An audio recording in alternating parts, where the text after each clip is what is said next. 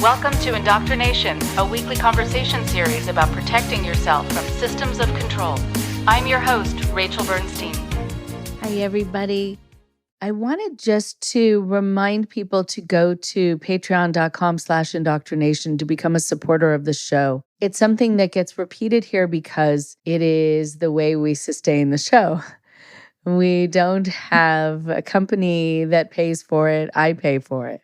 And so it's a way to make sure that it can keep going. So please partner with me, with us here on the podcast team, and go to patreon.com/indoctrination. And if you join the $50 or more tier per month, then you get to have monthly conversations with me. And it would be great to be able to set that up. You get to ask questions pertaining to these issues, but personalized to you. And we can do that once a month on the phone or on Zoom or Skype. If you'd like to have that kind of conversation tailor-made to you, go to patreon.com/indoctrination and pay $50 or more per month. And then we'll be sure to set that up. Thank you. Thank you so much. Thank you for your support. And for today, we have Zachary Heinzerling. I first talked to Zachary when he was working on the documentary about the Sarah Lawrence cult. Zachary is an Academy Award nominated and Emmy Award winning director based in New York City. He began his career at HBO, working on 4 consecutive Emmy Award winning documentaries and the Emmy Award winning series 24/7 as a field producer and cinematographer. In 2012, he left HBO to complete his feature debut, the multi-award-winning film Cutie and the Boxer, which he both directed and shot. Cutie and the Boxer was nominated for the 2014 Academy Award for Best Documentary Feature. The film also won a 2015 Emmy Award for Best Feature Documentary. In 2015, he was enlisted by Beyonce Knowles Carter to direct the 5-part web series self-titled for her album Beyoncé. In 2019, he directed an episode of Dirty Money for Netflix. In 2021, he directed the critically acclaimed 6-part series McCartney 321, his latest docu-series entitled Stolen Youth: Inside the Cult of Sarah Lawrence, about Larry Ray and his victims, premiered February 9th on Hulu. If you haven't seen it, please, please, please do so. I'm very happy to have you hear from him today. Here's Zach now.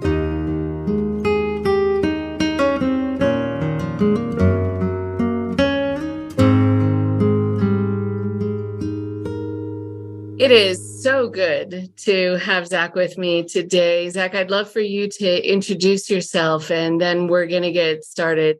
Thanks for having me. I'm Zach Heinzerling. I directed Stolen Youth, which is about a group of students from Sarah Lawrence who fall under the spell of a roommate's father, Larry Ray. And I'm excited to answer questions and talk about the show, and also talk about, the conversations we had while I was making the show. So thank you, Rachel, for being a part of the show and for your advice and conversations throughout, because they were immeasurably helpful in navigating the subject matter. I'm so glad that you asked for help. There are a lot of people who don't, and they go ahead with a lot of different shows and interviews, and you can tell that then the interview is not a comfortable one, and they're not able to have the subject feel safe to talk to them. So I know it's a win-win when someone is consulted who might be able to give you some sense of how to do it differently or more comfortably. You get more of what you want. The person gets more of a feeling of knowing that there is an intuitive, nuanced understanding about why this might be hard to talk about and open up about. One of the things that I noticed, because yes, we did talk throughout here and there, But when I was watching it, I was so struck by a few things. First of all, that you did, I'm sure I could take credit for some of it, but it really is your personality that helps people feel good. Like this is going to be a useful tool. This is going to be a useful tool for them to get something off their chest, but also to teach the public that it's not just sensationalistic, that, you spend your time working on projects that I think really matter to you on many levels. So I was wondering for you, what was the driving force for you to want to do this? Because this was a lot to dive into. Yeah, I think it's a good question. When Daniel first approached me and showed me a bit of his book, I really connected with Daniel and felt like I could have been him in this situation. I went to a liberal arts college, had similar friends.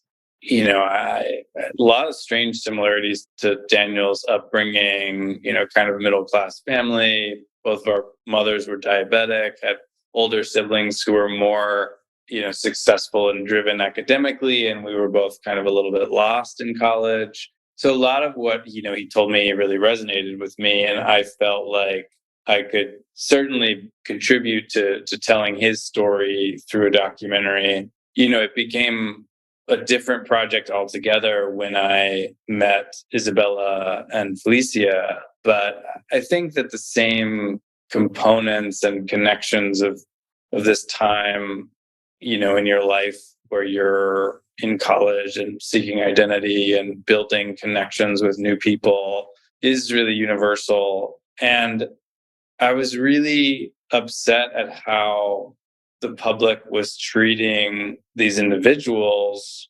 basically victim blaming them and not really taking into account what coercive control is, what power dynamics were at play. And it just struck me, and it still strikes me even after the series, that there's just so much learning that our culture needs to do in this space to really understand what's going on so that these victims' stories can be understood and empathized with.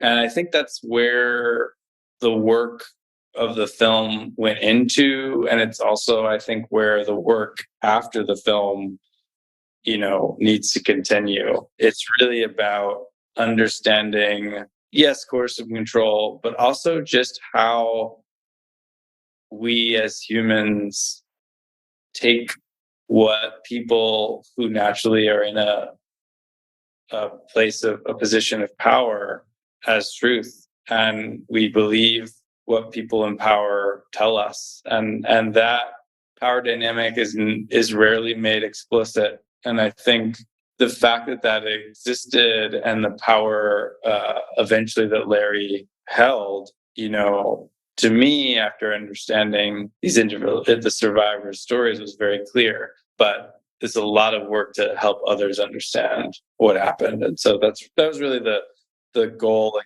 continues to be the goal of the project, I think. Mm-hmm. It's very interesting. So I didn't know that, Daniel was this catalyst, along with you having a real sensitivity and commonality with him. And I think it is so powerful when you see these people's stories. There's so much footage, which is fantastic. Sometimes you wish for this sort of glorified self-view that a lot of these cult leaders have, where they think that everything they're doing is worthy of recording because it's going to be somehow used for them, for their purpose, or for an instruction manual for how to do this, never expecting it's going to be used against them. There's something kind of delicious in terms of the justice of it, that it was used to really show in a very primal way who this person was and how they didn't hold themselves to the same standards of conscience that other people who would have stopped themselves much sooner. But when you see how much people were suffering, when you see how much the people who really cared about being good and showing that they were good and devoted people how much they had to tolerate or were willing to tolerate, whatever kind of language you want to use. But I do think it is very interesting. You wonder how some of these people lived through it. And it feels like for some of them, they barely did. I'm sure it was hard to look through all of that and just to see that, it's sometimes by luck or by someone jumping in or by just human preservation that they're still around and talking today. Absolutely.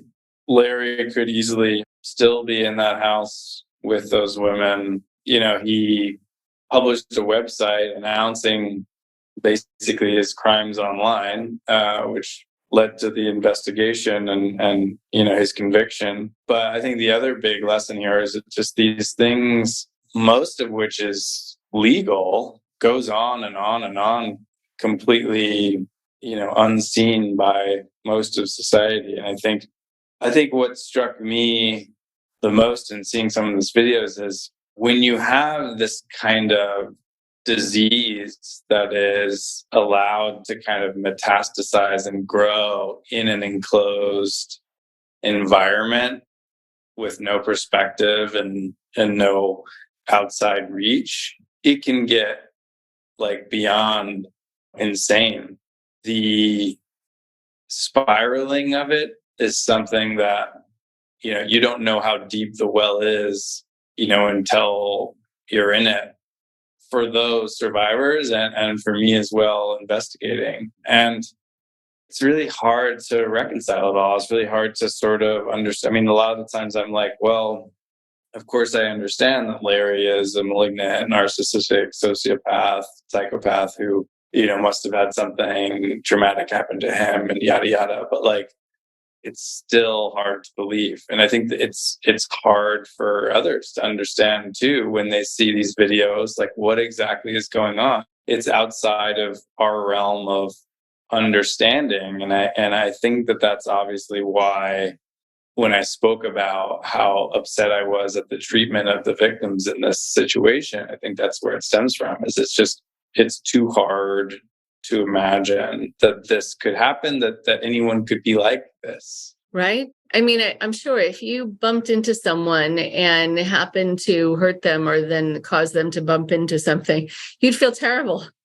And that's just one occurrence and by accident. So to have somebody who can come in and who sees, as I see it, human beings as sport, that they don't have a sense of causing pain in a way that would bother us. In fact, it's a symbol of power if you can cause pain and if you can cause people to have emotional pain or physical pain. But these people who are so good, they're so good at how to control people, but also how to set up a machine of different parts that are keeping themselves in control and keeping each other under control. So the scene that I want people to see, that I won't give away too much because I really want people to still see it, but just this idea that someone needed to hurt themselves to keep someone else in line, knowing that that was going to work because that person was going to feel bad about this other person hurting themselves. Everything was sort of carefully attuned to the personalities.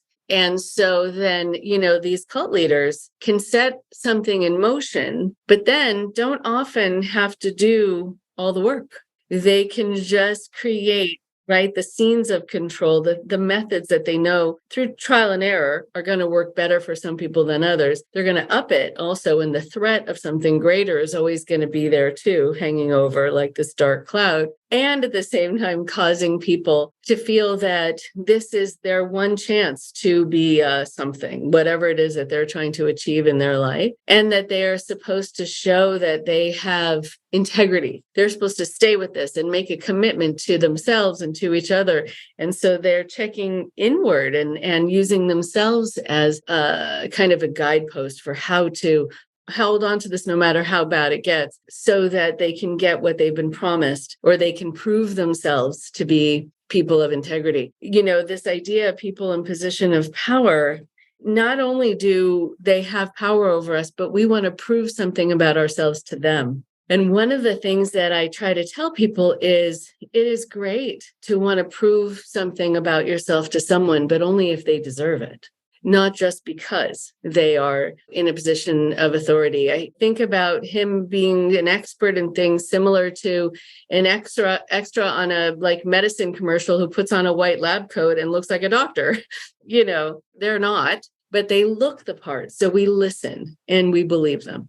Totally. Yeah. I mean, I met Larry and he presents as, and this was another comment I think that a lot of people had in this story, is that, it doesn't look like a charismatic, leader type. He seems like this sort of schlubby man with a Staten Island accent. And I think meeting him in person, though, I could really get a sense of not only like physical power, but he can endlessly talk about any subject. And I think part of,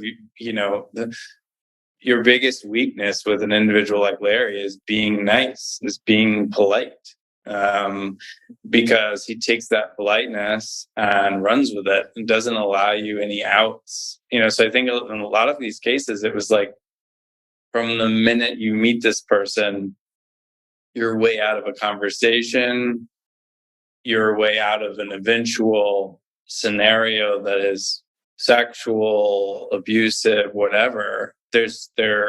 He eliminates your ability to get out. And I think that's also hard for people to understand because the door is unlocked, but the mind is, and that, the mental prison is so much stronger than I think people can understand without having seen something like this or read about it or experienced it themselves.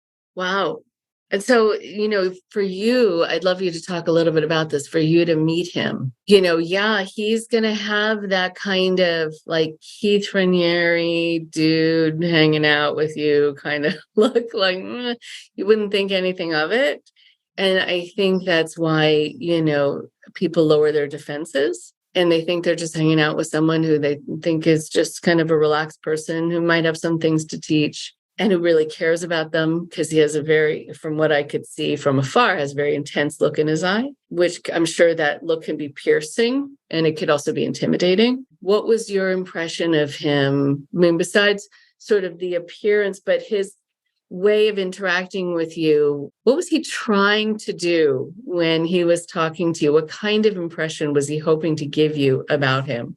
He was trying to impress me with his sort of global intel, CIA meets FBI historical knowledge. And, I, of course, had already read the article at this point, so his tactics didn't work on me. But I think what did work is a kind of attention and a kind of presence that almost felt like it was enveloping me. You're just not often met with that kind of like initial investment in you or what you have to say or any of it. I think just because in everyday life, and those are the things that we're actually like seeking in everyday conversations. So even though I knew so much about this person and knew he was bad, I definitely was sucked in to some degree by what he had to say and listened, and listened to it. I, of course, was like also interested in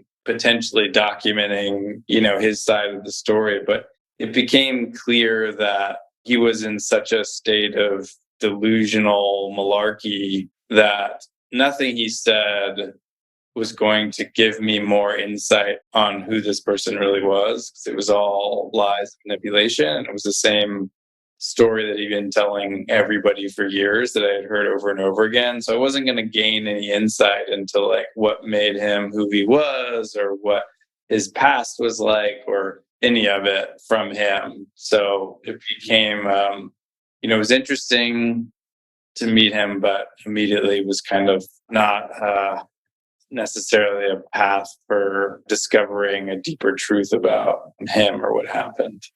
Right. The term delusional malarkey, I like it. Because yes, it is. And though it sounds so real at the time, but also if you are younger and if you're a hatchling in this world, you haven't really fully experienced it yet. and you have been raised to believe adults. I mean, now a newer generation of people is being told to question authority, but still there is the need from early on, from respecting your parents, listening to your parents, and then shifting to the other adults in your world, that you're supposed to listen and you're supposed to be able to trust. I think there were a lot of things about him that felt trustworthy, but also that his daughter was a big believer in him. And I know that, that you and I, we had conversations about her, and as well as everyone else, but that she wasn't shown in this to the degree that the other students were. And I don't know if you are at liberty to or comfortable talking about that decision and what's happening now with her. Yeah, I mean, I tried to get her in the documentary and, she just declined over and over again to participate. I felt like because it was such a survivor-led narrative, I didn't want to spend too much time with the others explaining her experience for her. Honestly, I see her as a victim as well, having Larry as your father. Of course she was present for some of these what could be described as interrogation sessions.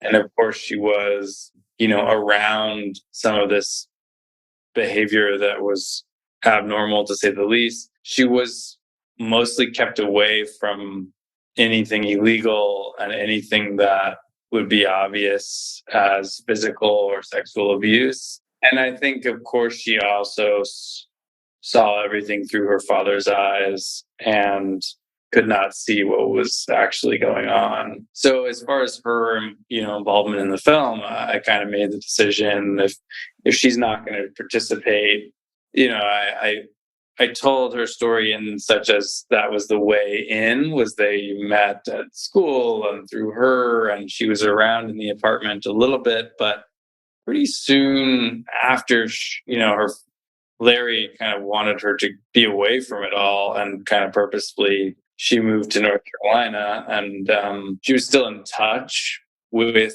the other survivors, but wasn't really around for much of the serious abuse. So, that's kind of all, as of where she is now, she's still living in North Carolina, and I don't really know where she stands. I think you probably know that Isabella, was sentenced to 4.5 years in federal prison. And in her, sentencing, defense did apologize and recognize Larry as her abuser. And I know that she is on a path to sort of recovery. And so that's great. And I do think when the filming was going on, I couldn't foresee that happening. And it just, I guess, is an example of, I sort of have hope for anyone who's in this situation, because it's very possible that something clicks and everything sort of falls apart and you're able to kind of make that transition. And I think over and over and over with Santos, with Yalitza, with Felicia, I thought there's no way that they're going to ever see their parents again. Like the way that they speak about their parents and the level of detail they go into these stories where their parents abused them and how their father was a drug dealer, and how he raped them as children, and how awful their parents were, with such clarity and specificity. There would be no reason for them ever to interact with these people ever again.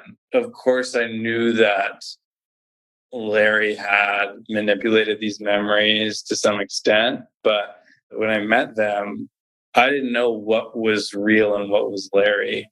And I didn't know if they had been abused as kids or not. And I certainly thought even if they hadn't been, it would take something fairly massive, for them to be able to speak with their parents, who they've fundamentally decided are bad people and are the reason for all their problems. And so much more about this, but it was honestly shocking to me when each of them kind of found their their way out of it and really found themselves and really wanted to be together again. I think there's hope for Talia for sure. And I hope that she, her mother is still alive and her sister is still alive. I mean, I would hope that, or that she's at least able to sort of distance herself from her dad and live her own life. Right. You get so close, I'm sure, to these people, to really caring about their stories, finding out about their stories, and also watching them as they transition and seeing the light kind of come back on. It's something that I see in my counseling work. It's something that people who have been interviewing people for a stretch of time, while they're kind of coming to, can sometimes see it like wait a minute. I was in a fog. I thought that was true. Now I'm really not sure. It usually starts with, I'm not exactly sure. Then, I can see how that was totally implanted. And so you were kind of with these people, I think, long enough to be able to see in some of them, just along their trajectory, just almost, I don't know if you had this experience, but I've had this, I get goosebumps thinking about it, where I feel like after I've been talking to someone who's just newly out of something, because memory is so malleable and it gets so fixed and we can visualize things that happen. It's not like just telling a story, we can visualize it and it never happened. That suddenly when people are in that and then it starts to fall away, then they come into my office or I see them on Zoom and I feel like I'm meeting them for the first time. Like they just landed back on Earth and you can kind of see that they're alive again. They probably also feel it inside. You can feel kind of protective of them and close to them. And so I wonder how that was for you, watching the slow transition of things sort of falling away. Well, Felicia was definitely the example of that I had the sort of longest relationship with, and saw the kind of full arc of her transitioning from Larry to without Larry and with her family. I think, it was like, there were just so many like aha moments for her when she would just be reading, something that she had written from her journal, something that she had written. Larry used to make them make these timelines of events. It was all about chronicling, the story. And she would reread a piece of this timeline or a date and be like, actually, I can't actually visualize that memory right now. All I can do is hear Larry telling me what to write, and I can't embody the memory in the way that I can even more recent memories that I know are more real. And then like seeing somebody discover what it means to like actually remember something, as opposed to it just sort of being a part of your identity, that this thing happened and you just tell people that, like my mother was a teacher and yada yada yada. But there's one scene in the film where in real time Felicia is recounting a childhood memory and then realizes that what she's saying was actually Larry, who had changed this story to sort of fit his narrative of Felicia. And that is, that there were several of those moments, but, that one in particular, I just remember being just completely blown away. And in the moment feeling like, because up until that point, I don't even know if she had really given up on the idea that Larry was potentially good for her.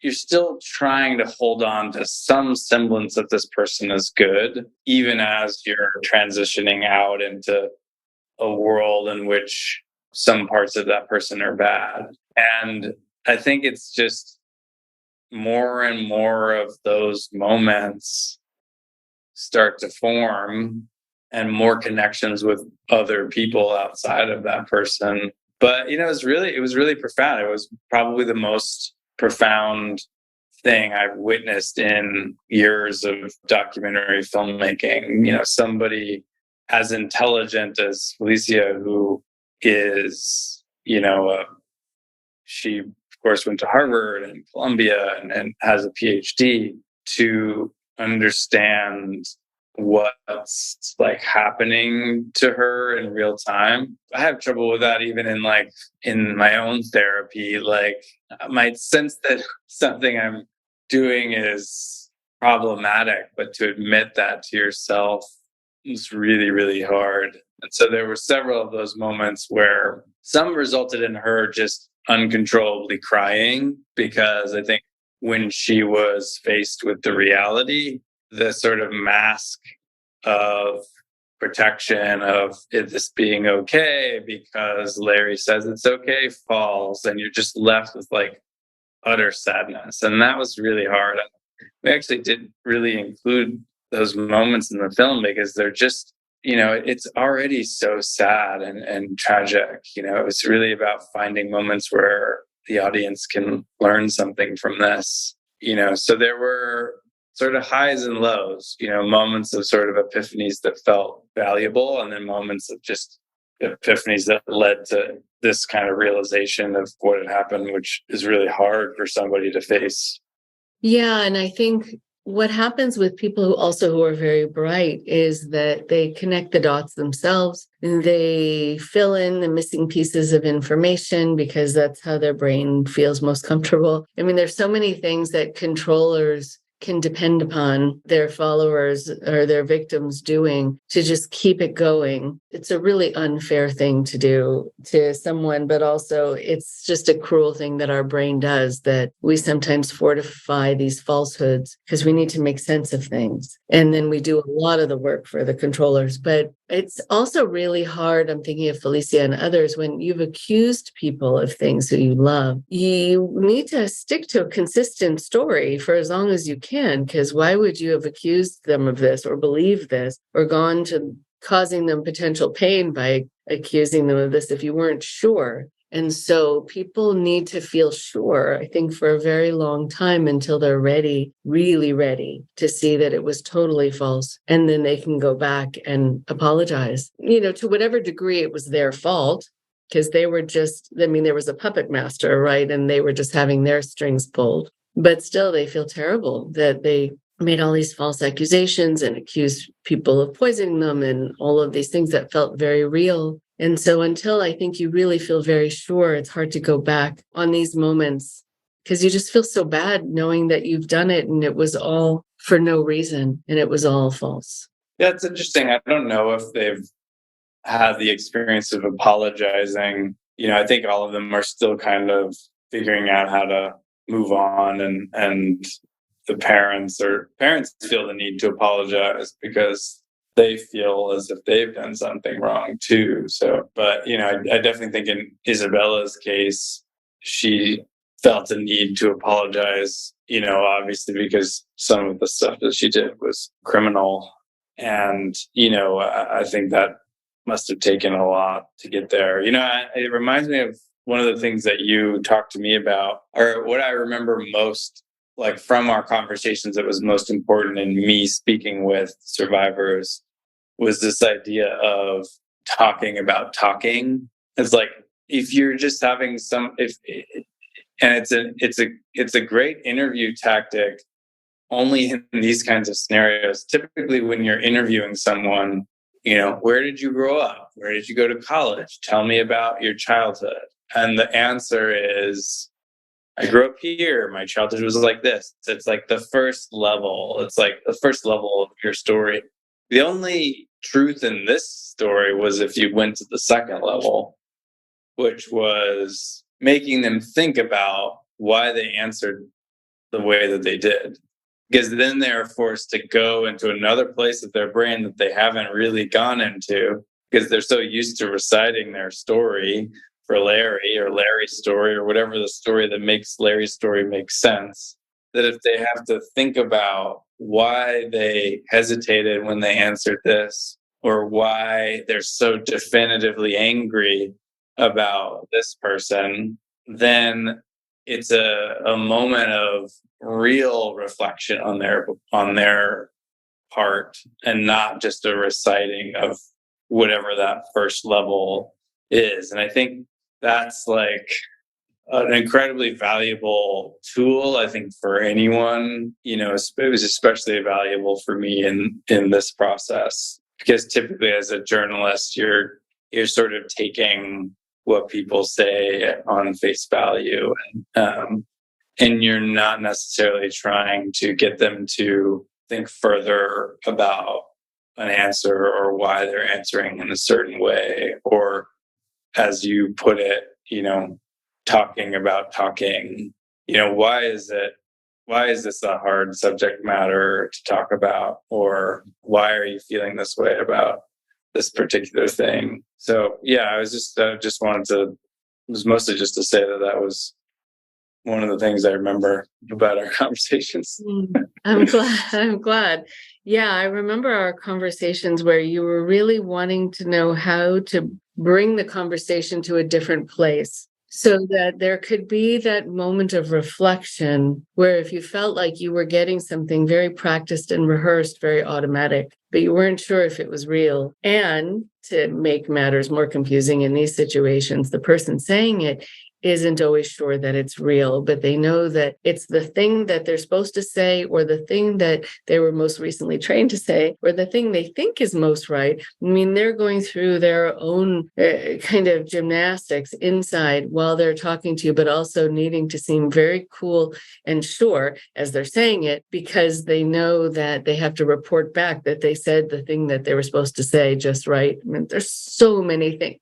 So much is happening that's invisible right in front of you, that's internal, that's between you. So thank you for that feedback. I just used that recently with someone who came to me, that he was brought to me because he has trouble with the truth. He doesn't often tell the truth, which I think is a very interesting thing. There are a lot of reasons that people do that, but they're the ones who usually get punished. But it's usually a reaction to worry about being punished. And I remember having him tell me a story, and I said, if there were no consequence for you telling me the truth, how would that story sound different? Why don't you take it from the top? And it was a totally different story, but it was still kind of midway. And I said, and if you knew that I'd be really feeling kind of proud of you, that you had the bravery to tell me the truth, and that it meant that you trusted me enough to hear it, and that meant something good about our therapeutic relationship, how would the story sound? And then it went all the way. But it's talking about talking. How do you do it? How do you help someone feel comfortable? Because, yeah, a lot of what people are saying is just such a combo platter of what they think they're supposed to say, that they're supposed to please a person, they're supposed to sound like they have it together, or they're reporting back to someone who's going to ask them what they said, or someone's listening who's going to report back, who knows what. So it's so complicated, but it seems like you really did give them the sense that it was safe and it was in their best interest to really take a moment to think, because it's always a good idea. What I'm wondering about too is just the fact that this happened under the nose of a university. And this is not just to blame that university. I mean, I'm still getting calls from people all over, even in fact, Sarah Lawrence, who are getting involved in things in multi-level marketing, and a group that is very much out there in terms of its beliefs, and with a shaman and whatever else. And shamans aren't necessarily bad, but most of them are just people who call themselves shamans and can charge people lots of money. So there is a training for it. There is a kind of indigenous piece. But if it's, some guy named Larry, it's like, hey, guess what? I'm going to call myself that. So there is still that things happening at Sarah Lawrence and at UCLA, one after the other family is contacting me, talking about things happening there with their kids really being pulled off campus and into the vortex of a group or a person, and universities aren't really doing very much about it. And so I'm wondering, just from what you saw, how these things can stay under the radar as well as they do, unfortunately. I mean, sometimes it's just by chance, but sometimes not. There really isn't oversight. And so I wonder if that left an impression on you too. Yeah, it did. And people, of course, have blamed Sarah Lawrence. My take is I think it could have happened anywhere. Honestly, I think about my dorm. I went to the University of Texas. I think I had a key card to get in. I was on a floor with probably 40 other dorms. I think there was one RA. if my dad had wanted to stay over in my dorm, I think that would have been fine. And honestly, if my dad had been someone that was presenting as nice and courteous and got along with the RA, I don't think the RA would have immediately reported it as a problem. I think there's this perception that he was there for an entire year or 2 years. He was there over the course of a semester, and he would stay the night on the couch 3-4 nights, but on and off. He would sort of come and go. And I think he would kind of play it where if he felt like maybe someone thought it was strange, he would sort of duck out for a while, or, he knew the people to talk to and talk about himself and his relationships. And, he was friendly with professors. He was friendly with people in the administration. Obviously, I think he's a very specific individual, and it's hard to think, yes, this kind of thing, could happen just because of how severe it got. It's hard to make a generalization, but I do think that we naturally trust people, and all of this seemed like normal to enough people that red flags weren't being raised. He was there ostensibly to help his daughter and hang out with his daughter's friends. And I don't know. I mean, I think that there needed to be obviously more oversight, and there needed to be some kind of, where the university is at fault is, one of the students sent this email to the administration that had all these kind of insane allegations about what Larry did and didn't do. At that point, I think they should have stepped in and investigated what was going on, and talked to the other students and talked to the other parents, and they didn't. And I think that Larry's getting the foot in the door. I think that could happen anywhere. I think him sustaining this relationship as long as it went on without the university feeling a responsibility to follow up on what was clearly abnormal, that was dropping the ball. And I do think that at other institutions that had, administrators that took this more seriously would have done something. So I think there is culpability. I just think that what people usually say is, how could this dad have just been sleeping, in the dorm? And I actually don't think that that's as weird as people think. But certainly at a college like Sarah Lawrence that's encouraging independence, and, they didn't have a really strict guest policy because they, this is their first time away from home, and this is their time to, it's almost, it feels like a safe place. I don't know. Yeah, I mean, I agree with you that it would not stand out if someone were hanging out, and people would seem like they're being nice people, that they're letting someone stay who needs a place to stay. I know we're wrapping up, and I think what's true, just as a cautionary tale to universities or any place that is in charge of students, if someone does alert you, like you're saying, there are universities that will say, you know what, either we're not going to believe this at all, or it's just going to take too much effort to deal with it. The problem is that when someone with Larry's personality knows that they're getting away with something, it creates more of a monster. And then you have someone who is so boosted by that entitlement, and also knowing that they're getting away with it, that then the university, by its inaction, creates a bigger problem. And so I wanted to put that out there, that it's important to do something sooner than later, but to also be smart about it, and to not just go in and create a scene where then Larry's going to come crashing down on these kids for calling him out. It has to be with some level of skill and checking in with experts. But I want to thank you for really jumping in and into this, and needing to find this way of doing it to bring people out, to make them feel safe, to manage everyone's emotions and their stories and get to the truth. I mean, I don't know how you juggle all of that while still, doing filmmaking. It's so much. It really, truly, truly is. And just dealing with all of their emotions and what they were sharing with you. So I give you so much credit for what you put together. It really is exceptional. Thank you. Yeah, I mean, it's definitely didn't know what I was getting into, and ended up the experience was much more about managing relationships and emotions than actual filmmaking. But I honestly think that's why I like documentaries, is because it feels like there's a connection to people and almost privilege to be a part of someone's world that you never ever could have understood in this kind of profound way unless you did this kind of longitudinal project with them. So I think it was an amazing learning experience for me. And I hope that it sort of furthers the conversation, and that these types of stories do, of course, help add to the canon of knowledge that we have on this subject matter,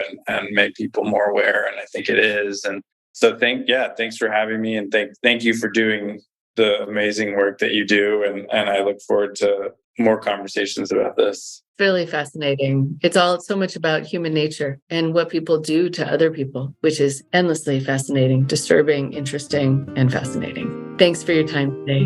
Thank you so much.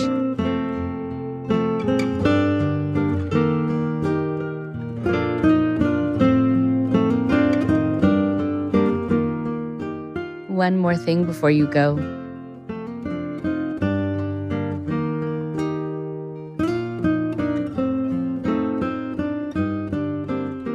Thank you very much to Zachary Heinzerling. It was really good to speak with him. And we had actually been talking for quite some time before he and I got together to talk on the podcast. It was great to be able to work with him, to weave in what I had learned over the years, and to hear that played out in the docu-series. By some of the discussions that took place, some of the questions that were asked of the people who were in it were guided by the conversations that I had with Zachary. It's an interesting thing. When people want to talk to others who have been through something like this, they want to be very sensitive about not re-traumatizing the person to find out about their experience, but they also don't want to talk to them like they are different from anyone else, or like somehow they should have known this was happening, or they should have been able to prevent it, or they should have seen it coming. There's so many times people in colleges and certain lines of work where it is assumed that you have a certain IQ and a certain emotional intelligence as well. They feel judged. They feel judged by people who question them. And I know Zachary was wanting to be very cautious about not at all wanting to come across with any of the people who were affected by Larry Ray as somehow thinking like somehow you should have known what was happening. No one would know in that situation what's happening. Unless you yourself are some sort of sociopathic mastermind, you're not going to notice it in another person, especially when it's this sort of slow burn. And with Larry Ray, there were so many things that made him trustworthy and believable at the beginning, namely that he was just a dad. He was a dad of a fellow student who they were friends with and who they liked. And so that lowers the defenses, and it makes people not as suspicious of you. If you have kind of a calling card, if you can say, oh, I'm just so-and-so's dad. And if you also were very good at telling a story about all of your accolades and all the things that you've achieved in the world, most people are not going to check that out and verify that it's true, because they're going to assume that if you're saying it, it's probably true. So much of what happened, as we see in this docuseries, is that people were able to be slowly pulled into the quicksand of mind control and slowly learn to turn on each other and to police and patrol each other, Larry Ray is a genius. And in this situation, I say that as being very unfortunate. Some people use their intelligence for good, and some people use it for very bad intentions, very selfish intentions. One of the things that Zachary and I talked about was sort of talking about talking. How do you have people talk where you don't know if they're ready to talk, if you don't know if that's going to be traumatizing for them, you don't know if they feel safe yet talking to you? There are so many times that we are left in situations with people who have been through something, not knowing if we're going to be re-injuring them by brokering a conversation with them about it and giving them an opportunity to share. And one of the best things that you can do is you can narrate your worry and just say it out loud and say, I would love to talk to you about what you've been through. I need to know that you feel ready for that. When do you think you'll feel ready? And how will you know you're ready? And what can we do while we're talking so that you can ensure that it feels comfortable and safe all along the way? And if I'm asking you a question and it feels like too much, I'm going to give you permission to not answer it or not answer it yet. And if the conversation is going on for a long time and your heart is starting to race and memories are coming back and you need to take a break, I want you to have a sense of agency. I want you to be in charge of that and to say, I think that's it for right now. And if there are certain terms you want me to use and not use, there's some people who have come out of these situations who don't at all mind being called victims, and others really don't like the name at all. So before you label anyone, ask them, what can I call you based on your experience here? Your name? Does it help you to be called a victim? Because then you know you were victimized and you understand then why you're feeling traumatized? Or does that make you feel like you're looking down on yourself and others might look down on you? Whatever it is, guide me to know how to talk to you about this and how to invite you to talk about it with me in a way that feels ultimately safe and respectful. And that a lot of people, when they're asked questions by interviewers, they do feel like they have to answer. And sometimes they feel under a time crunch. Like they know when something is going public or when the show is going to be coming out, and they need to then answer those questions right away. It's okay if you say to someone interviewing you, I need a day. I need a few days. I need to regroup from this. I need to not answer this right away. And an interviewer, worth anything, I think, would say, absolutely. Because it's a way to get a better interview if the person you're interviewing is comfortable, but also it's a way for you as an interviewer to know down the road that you haven't caused any harm along the way.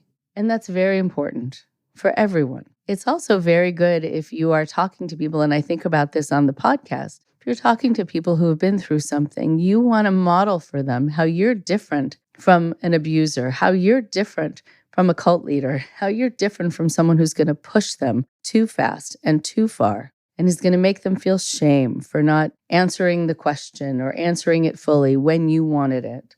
This is a meeting of the minds. This is a sharing of information.